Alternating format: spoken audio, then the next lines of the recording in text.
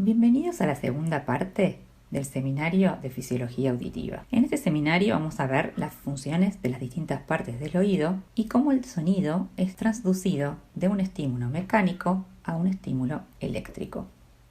Al oído humano lo podemos dividir en tres partes anatomofuncionales. El oído externo, formado por el pabellón auricular y el conducto auditivo externo. El oído medio, formado por la membrana timpánica, los tres huesecillos, el martillo, el yunque y el estribo. Y el oído interno, que está compuesto por el aparato vestibular y la cóclea, siendo la cóclea el componente que está relacionado con la fisiología de la audición. Veamos cuáles son las funciones de las distintas partes del oído. Los pabellones auriculares o orejas son dos estructuras que permiten la captación del sonido y lo conducen hacia el conducto auditivo externo. En el conducto auditivo externo, la señal sonora, que es una onda de presión, es amplificada de unas 30 a unas 100 veces, pero no cualquier sonido es amplificado en esta magnitud, sino que está especializado para poder amplificar sonidos de 3000 Hz. Esta amplificación determina que el ser humano sea especialmente sensible a sonidos en el rango de 2000 a 5000 Hz. En el conducto auditivo externo se encuentran unas glándulas sebáceas que producen cera. Esta cera es importante para impedir el pasaje de agentes externos que puedan contaminar al oído. Si esta cera se produce en exceso o si se acumula, puede formar tapones de cera que obstruyen el pasaje de la onda sonora, disminuyendo la capacidad auditiva. Entonces, las funciones del oído externo son la captación, la conducción y la amplificación del sonido.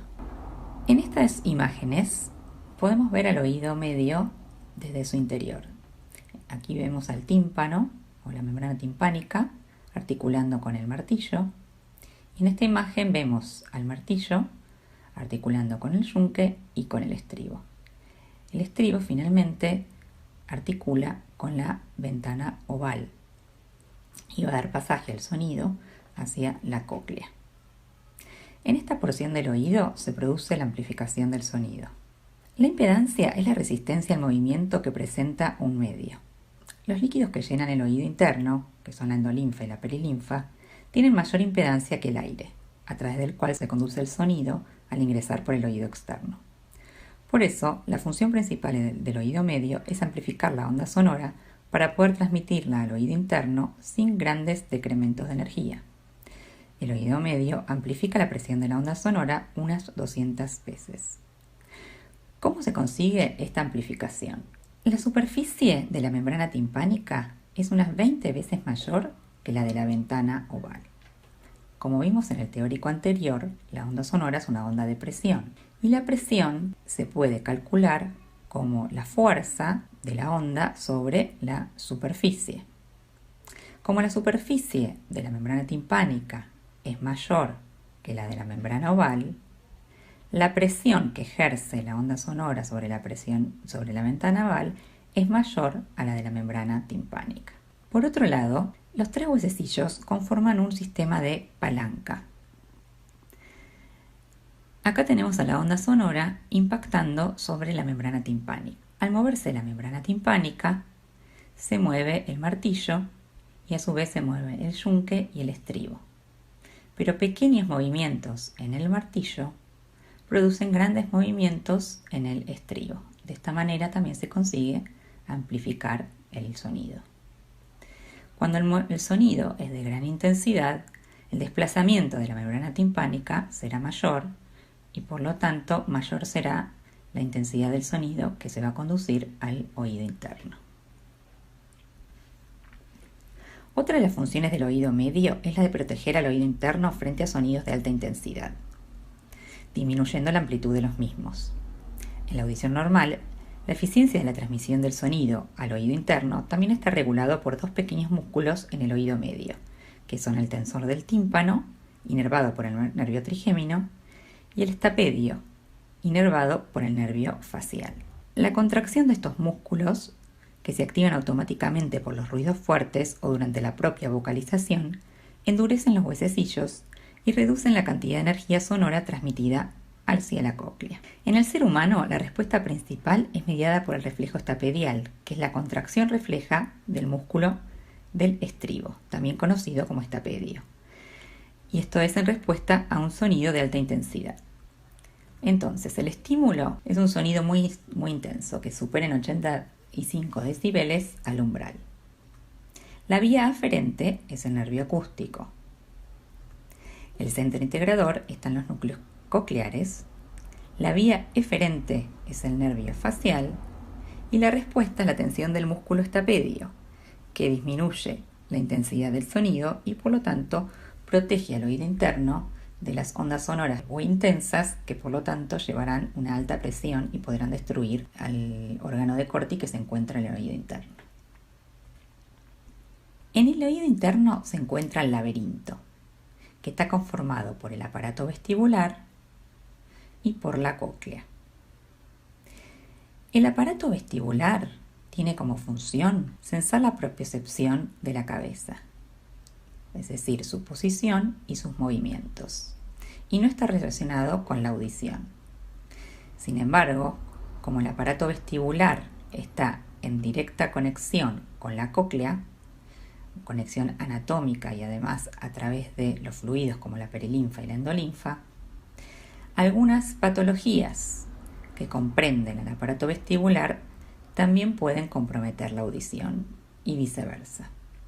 Además, tanto el nervio vestibular como el nervio auditivo viajan juntos y pueden dañarse en forma conjunta. Entonces, es la cóclea, la porción del laberinto que está relacionada con la audición. Y nos vamos a detener en la cóclea para conocer sus funciones. El laberinto tiene una porción ósea que lo rodea e internamente tiene una porción membranosa. Aquí estamos viendo la porción membranosa de la cóclea y vemos dos orificios que son la ventana oval y la ventana redonda. Entonces, cuando ingresa la onda sonora a través del conducto auditivo externo, hace vibrar al tímpano, luego los huesecillos y finalmente el estribo presiona sobre la ventana oval y así se transmite esta onda mecánica.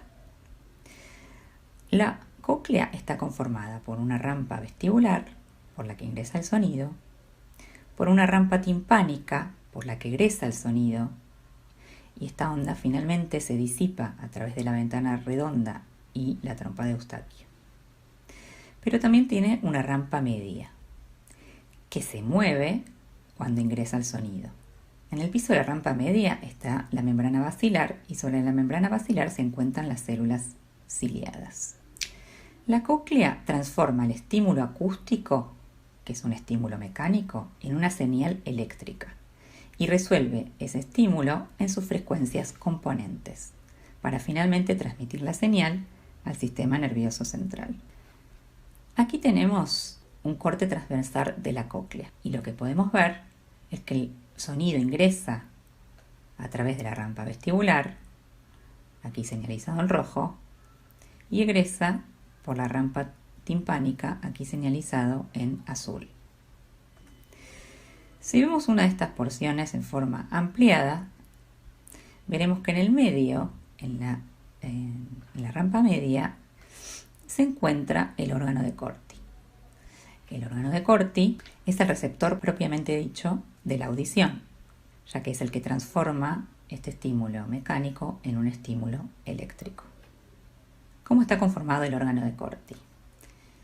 Está apoyado sobre el piso de la rampa media en una estructura que se conoce como membrana basilar y contiene dos tipos de células ciliadas. Las células ciliadas internas, que son las que captan el sonido, y las células ciliadas externas, que amplifican el sonido. En cada porción, por cada célula ciliada interna, contamos con 3 células ciliadas externas. Las células ciliadas externas están apoyadas sobre unas células de sostén. Las células ciliadas deben su nombre a la posesión de esterocilios que se encuentran en su porción apical y que hacen contacto con la membrana tectorial. Aquí a la derecha tenemos una microfotografía de barrido en la que se puede ver que en cada porción de la membrana basilar, si nos movemos desde la base hacia el ápice, vamos a ver que por cada célula ciliada interna tenemos 3 células ciliadas externas. Estas células, a su vez, están inervadas por el nervio auditivo. Los cilios de las células ciliadas no se encuentran ordenados al azar, sino que tienen un orden que está relacionado con su función.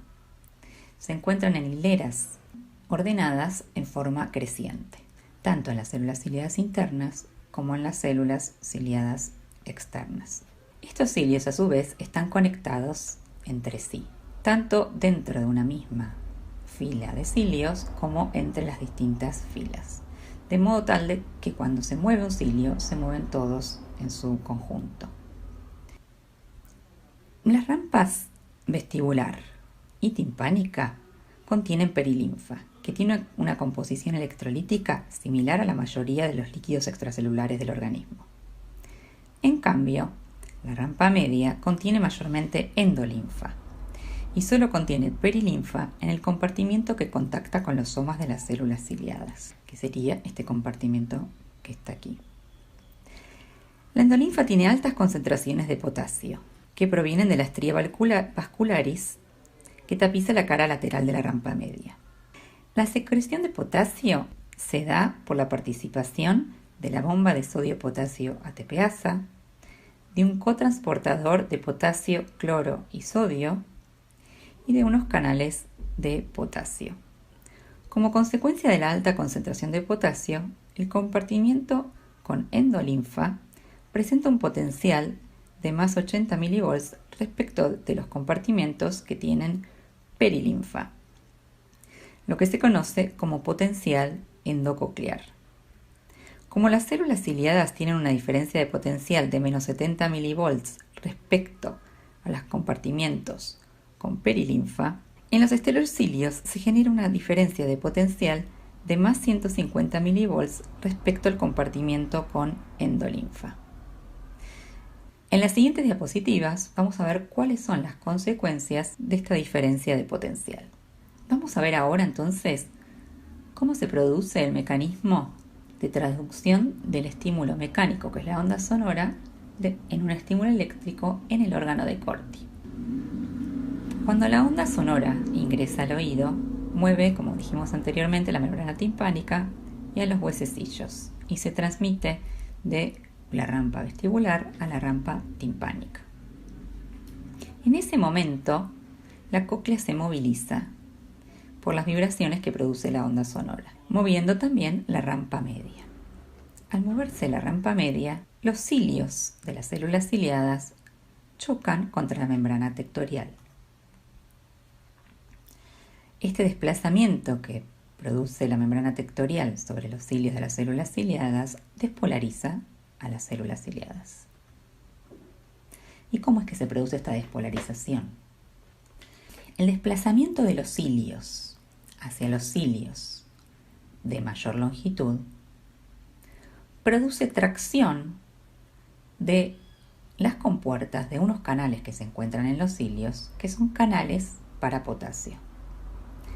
Entonces, la apertura de estos canales es una apertura mecánica y está dada por la tracción de estos puentes apicales que unen a los cilios con las compuertas de los canales de potasio. Al abrirse los canales de potasio, el potasio ingresa a los cilios por gradiente electroquímico. El ingreso de potasio despolariza a las células ciliadas por el ingreso de cargas positivas. Estos canales se cierran por el aumento de calcio. El ingreso de potasio a la célula, como dijimos anteriormente, la despolariza, y esta despolarización abre canales de calcio voltaje dependiente. El ingreso de calcio a las células ciliadas induce la liberación de neurotransmisor, que en esta sinapsis es el neurotransmisor glutamato. El glutamato, a su vez, actúa sobre los receptores postsinápticos, induciendo la generación de potenciales de acción en el nervio acústico. De esta manera, un estímulo mecánico, que es la onda sonora, movilizando a los cilios de las células ciliadas del órgano de Corti, logra despolarizar a las células ciliadas y finalmente despolarizar al nervio auditivo. Entonces se tradujo una señal mecánica en una señal eléctrica. Cuanto mayor es la intensidad del estímulo, mayor es el desplazamiento de los cilios, mayor la liberación del glutamato y en consecuencia mayor será la frecuencia de potenciales de acción en el nervio acústico. Vamos a ver ahora un poco más en detalle cómo cambia la señal en el nervio auditivo.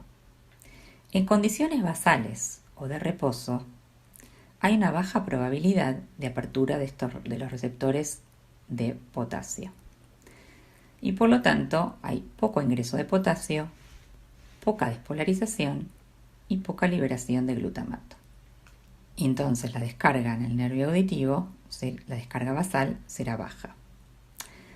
Cuando llega la onda sonora y los cilios se desplazan hacia el lado del cilio más largo, aumenta significativamente la probabilidad de apertura de los canales de potasio, permitiendo el ingreso del mismo y despolarizando a la célula ciliada, que liberará glutamato, aumentando la frecuencia de los potenciales de acción en el nervio auditivo. Finalmente, cuando sube la membrana tectorial y los cilios se desplazan en sentido contrario, la probabilidad de apertura de los canales de potasio pasa a ser menor incluso que la probabilidad de apertura en situaciones basales y por lo tanto disminuye aún más el ingreso de potasio y la neurona se hiperpolariza, disminuyendo la frecuencia de descarga en el nervio auditivo. Cuando llega la onda sonora, entonces, al movilizarse la membrana basilar, se van produciendo alternancia entre despolarización e hiperpolarización. Veamos ahora cuáles son los efectos del sonido sobre las células ciliadas externas. Cuando llega la onda sonora y hace vibrar a la rampa media y a la membrana basilar, los cilios de las células ciliadas externas, al igual que los de las internas, chocan contra la membrana tectorial y por la entrada de potasio estas células se despolarizan. Pero a diferencia de las células ciliadas internas, las externas, al despolarizarse, se contraen. Al contraerse, como están en contacto con las células de sostén, traccionan de ellas y a su vez se amplifica la movilización de la membrana basilar. Por lo tanto, las células ciliadas externas funcionan como un amplificador coclear. La contracción de las células ciliadas externas no ocurre como en las células musculares, sino que se produce por la presencia de una proteína que está en la membrana que se conoce como el nombre de prestina. Al despolarizarse las células, la posición de la prestina cambia, ocupando menos lugar en la membrana de las células ciliadas externas y por lo tanto disminuye la superficie de las mismas, acortándose su longitud. Veamos cómo se codifica la frecuencia en la membrana basilar. Los sonidos graves o de baja frecuencia recorren una gran longitud dentro de la cóclea a través de la rampa vestibular y vuelven por la rampa timpánica, mientras que los sonidos agudos o de alta frecuencia recorren cortas distancias antes de disiparse. La tonotopía es la organización topográfica de los tonos en la membrana basilar. En esta membrana basilar podemos ver que en la base están los sonidos más graves de 20.000 Hz o 20 kHz, mientras que en el ápice están los de 20 Hz. Y en el medio tenemos todo el rango de frecuencias audibles por el ser humano. ¿De qué depende entonces la tonotopía en la membrana basilar? Por un lado, depende de su forma trapezoidal. Si desplegamos la membrana basilar y la vemos en dos dimensiones, aquí está la base y aquí está el ápex, vemos que tiene una forma de trapecio, con su base menor cerca de la base y su base mayor más cerca del ápex. Existe una relación inversa entre la longitud de cada uno de los segmentos de la membrana basilar y la frecuencia, de modo tal que en la base, donde encontramos pequeñas longitudes, se puede percibir sonidos de alta frecuencia, porque esta parte de la membrana es capaz de vibrar a mayor frecuencia, mientras que en el ápex vibran los sonidos de menor frecuencia.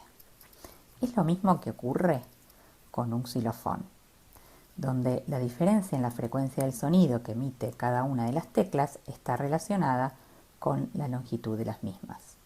Podríamos hacer una analogía entre la membrana basilar y un instrumento musical como este, por ejemplo, y entonces podríamos ver que en cada segmento, en cada conjunto de células ciliada interna y externa, correspondería una frecuencia de vibración, que a su vez se corresponde con distintos tonos, yendo desde sonidos más agudos a sonidos más graves. Otro de los componentes que influye sobre la diferencia de frecuencias que es capaz de percibir la membrana basilar tiene que ver con su composición. En la región más cercana a la base existen fibras de colágeno que le otorgan mayor rigidez, y la rigidez es directamente proporcional a la frecuencia, es decir, a mayor rigidez, mayor frecuencia. Es lo mismo que ocurre cuando se afina, por ejemplo, una guitarra. Para aumentar la frecuencia de vibración, se tensa la cuerda. Los sonidos normalmente no son de una sola frecuencia, no son sonidos puros, sino que son compuestos por sonidos de distintas frecuencias. Cuando el sonido ingresa al oído, es descompuesto en las distintas porciones de la membrana basilar. ¿Qué quiere decir esto? Que cada región va a captar onda de distintas frecuencias, siendo las que se captan más cercanas a la base los sonidos que tienen mayor frecuencia, y los que están más cerca del ápice son los sonidos de menor frecuencia. Pero a su vez, cada porción de la membrana basilar está inervada por una porción diferente del nervio acústico, ¿sí? Por distintos axones. Entonces la tonotopía de la membrana basilar sigue manteniéndose en el nervio acústico y en las diferentes estaciones de relevo de la vía auditiva. Otro de los componentes que determinan la tonotopía en la membrana basilar tiene que ver con la forma de las células ciliadas y con la longitud de sus cilios.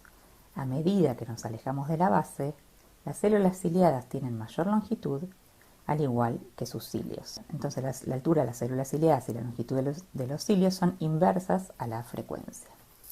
Por último, las características de las neuronas aferentes del nervio acústico también influyen sobre la tonotopía, siendo las fibras que están más cercanas a la base más anchas y más cortas, los que le confieren una menor constante de tiempo y por lo tanto son más rápidas y conducen sonidos de mayor frecuencia.